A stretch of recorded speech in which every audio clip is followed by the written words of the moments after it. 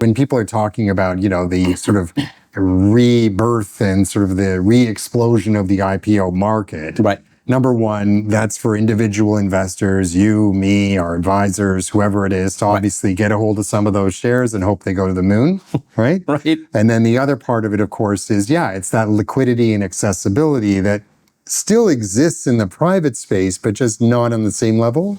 Yeah, I mean, that's correct. And the other one is, remember, the IPO market speaks to the health of the entire system, right? I see. You know what I mean? So, if we backtrack it all the way to the beginning of, what's the purpose of the stock market? The stock market basically took money from wealthy people and gave it to people with good ideas.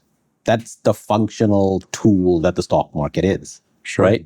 And so if that system's not working well, that eventually impacts society, right? And so we need that health of the IPO market to come back in some sense.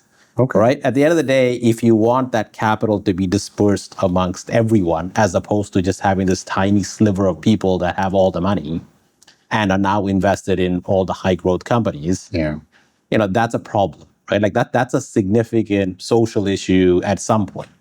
Right. And so it's very important that they eventually go public, right?